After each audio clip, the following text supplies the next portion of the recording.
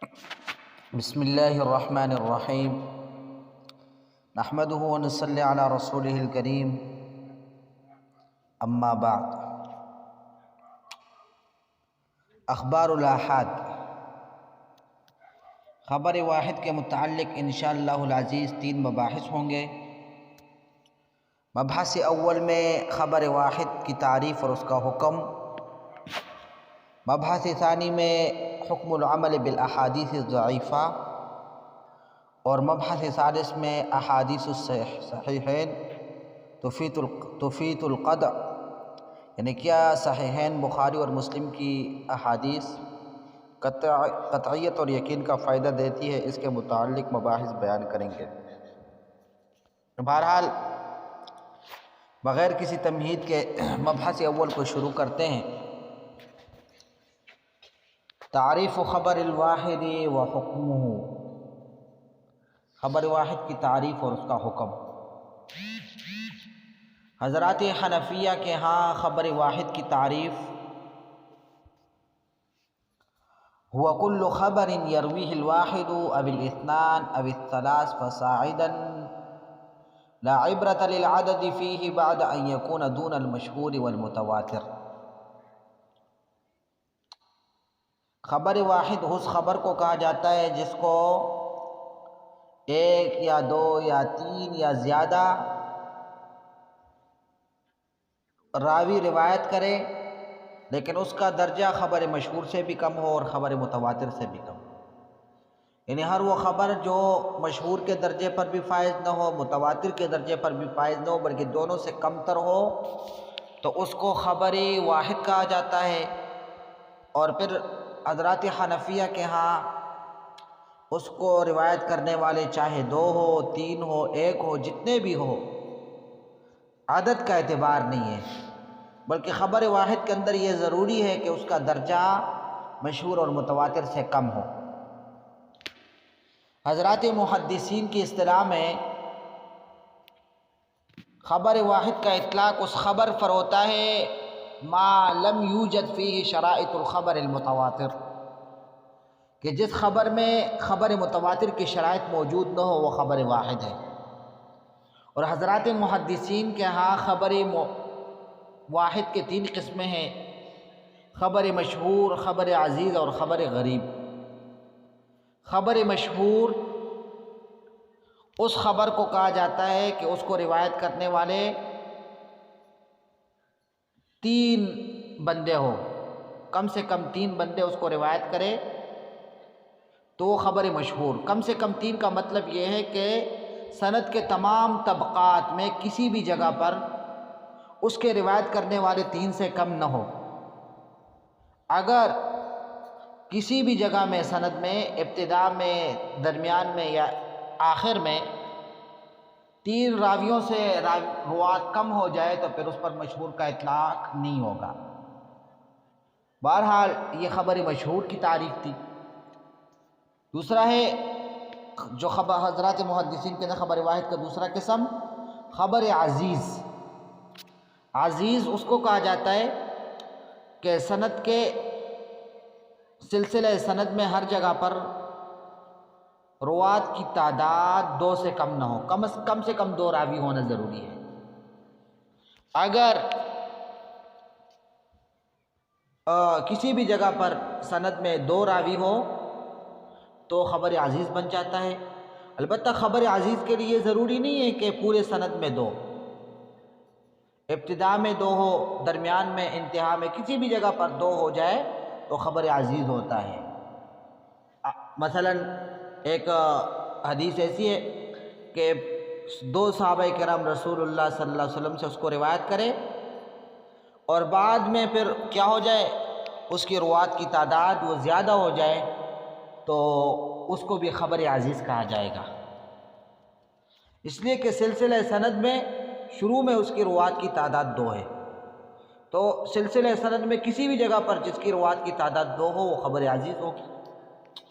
اور خبر واحد کا تیسرا قسم حضرات محدثین کے نزدیک ہے غریب یا فرد بھی اس کو کہا جاتا ہے، غریب بھی کہا جاتا ہے۔ غریب اس کو کہا جاتا ہے کہ اس کو ایک بندہ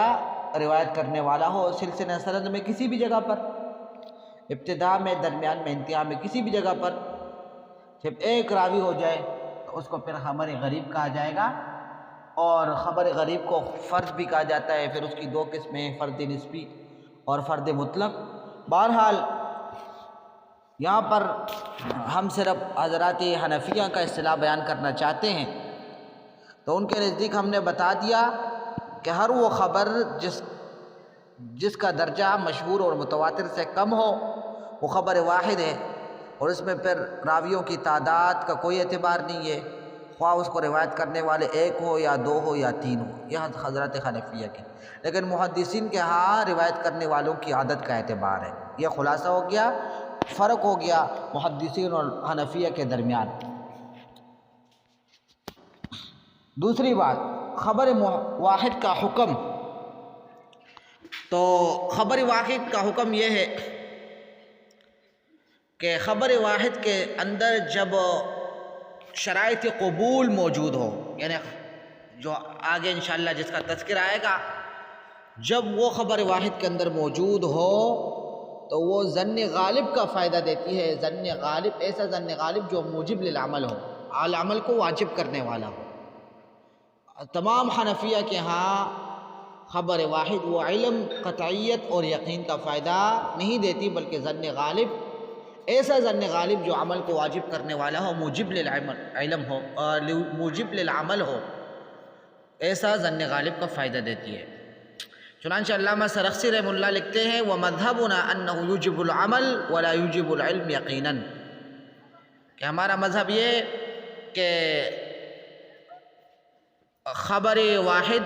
وہ عمل کا فائدہ دیتی ہے، عمل کو واجب کرتی ہے، لیکن علم کا تقاضا نہیں کرتی، یقین کا تقاضا نہیں کرتی۔ اب یہ جو بتایا کہ خبر واحد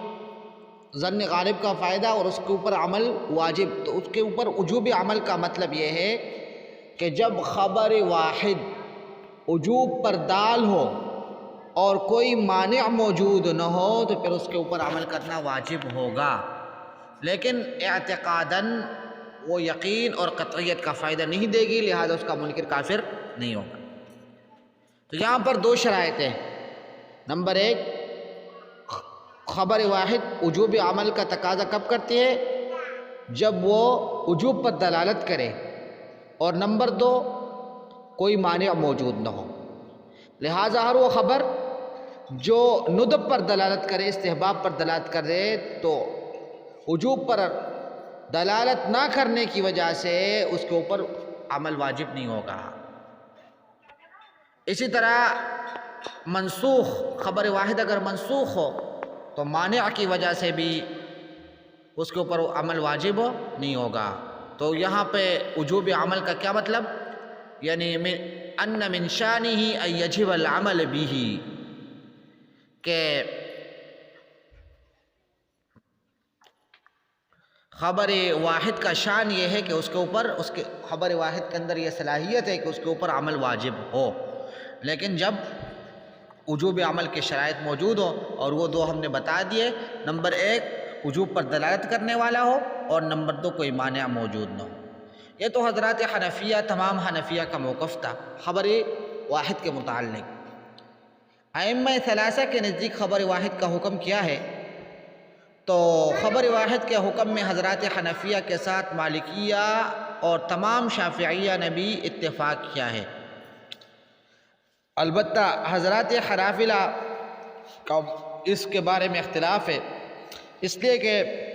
امام احمد ابن حنبل رحمہ اللہ تعالی سے اس سلسلے میں مختلف روایات منقول ہے، اور جمہور اور محققین حنابلہ کی بھی رائے یہ ہے کہ خبر واحد وہ علم، یقین اور قطعیت کا فائدہ نہیں دیتا، ہاں البتہ عمل کو واجب کرتا ہے، جس طرح کہ جمہور کی رائے ہے۔ البتہ امام احمد ابن حنبل رحمہ اللہ سے جو روایت ہے کہ خبر واحد وہ یقین اور علم کا فائدہ دیتا ہے، تو محققین نے اس روایت کو اس خبر واحد پر محمول کیا ہے جو محتف بالقرائن ہو، یعنی قرائن کی وجہ سے محتف بالقرائن، اس کی تفصیل بھی انشاءاللہ آگے ہم عرض کریں گے بعض خبر واحد ایسے ہوتے ہیں کہ جو مختف بالقرائن ہوتے ہیں، قرائن کی وجہ سے اس کو قوت مل جاتی ہے، تو وہ پھر امام احمد ابن حنبل اور محدثین کے ہاں وہ قطعیت اور یقین کا، مثلا صحیحین کی روایت ہو وغیرہ وغیرہ، تو یہ محدثین کے ہاں بعض محدثین کی رائے یہ ہے کہ قطعیت اور یقین کا فائدہ دے گی، یا امت نے اس کو قبول کیا ہو، تلقی الامہ بالقبول، امت نے اس کو تلقی کا شرف بخشا ہو، اس پر عمل کیا ہو، تو یہ تلقی بھی ایک قرینہ ہے، اور جس خبر کو تلقی بالقبول کا شرف مل جائے تو اس خبر کو مختف بالقرینہ کہا جاتا ہے۔ تو گویا کہ امام احمد ابن حنبل رحمہ اللہ کے نزدیک یہ جو اس سے یہ روایت منقول ہے کہ خبر واحد وہ قطع اور یقین اور علم کا فائدہ دیتا ہے، تو اس سے مراد وہ خبر ہے جو محتف بالقرائن ہو، یعنی مثلا اس کو امت نے قبول کیا ہو، اس پر عمل کیا ہو۔ چنانچہ علامہ ابو الوفاء ابن عقیل الحنبلی رحمہ اللہ تعالی فرماتے ہیں، خبر الواحد لا یوجب العلم لا الضروری ولا المکتسب علی الصحیح من الروایتین عن صاحبنا اے الامام احمد، کہ ہمارے امام احمد ابن حنبل رحمہ اللہ سے صحیح روایت کے مطابق یہ منقول ہے کہ خبر واحد وہ علم کا فائدہ نہیں دیتی، نہ علمی ضروری کا اور نہ علمی نظری اور کسبی کا، صحیح روایت کے مطابق۔ البتہ امام احمد ابن حنبل رحمہ اللہ سے ایک دوسری روایت جس کا ظاہر یہ ہے کہ اگر خبر واحد ثقہ آدمی سے مروی ہو، ثقہ اس کا خبر دے تو علم اور یقین کا فائدہ دیتی ہے، لیکن وَتَأَوَّلَهُ شیخنا الامام ابن الفراء، کہ ہمارے شیخ امام ابن الفراء نے اس کی تعویل کی ہے، اور اس کی تعویل پہلے گزر چکی کہ اس سے مراد ہر وہ خبر واحد ہے جو محتف بالقرائن ہو۔ اسی رائے کو حنابلہ میں سے بعض دیگر علماء کرام نے بھی اختیار کیا ہے، جن میں سے علامہ ابن قدامہ المقدسی، علامہ ابن عبد الہادی وغیرہ شامل ہیں۔ تو یہ کبار حنابلہ انہوں نے اس بات کی تصریح کی ہے کہ ان کے ہاں بھی راجح یہی ہے کہ خبر واحد پر عمل تو واجب ہوتا ہے، ایجاب عمل کا تقاضا کرتا ہے، لیکن ایجاب علم اور افادہ علم کا تقاضا خبر واحد نہیں کرتا۔ خبر واحد یقین اور قطعیت کو پیدا نہیں کرتا۔ گویا کہ محققین حنابلہ میں سے وہ بھی اس مسئلے میں اور اس باب میں جمہور کے ساتھ ہے۔ لہٰذا جو بعض حضرات حنفیہ نے حضرات حنابلہ کی طرف یہ نسبت کی ہے کہ وہ خبر واحد کی وجہ سے علم اور قطعیت کی قائل ہیں، تو تحقیقی بات یہ ہے کہ محققین حنفیہ کے ہاں یہ رائے مرجوح ہے، لہٰذا اس بات کو مد نظر رکھنی چاہیے۔ آج کے لیے اتنا ہی کافی۔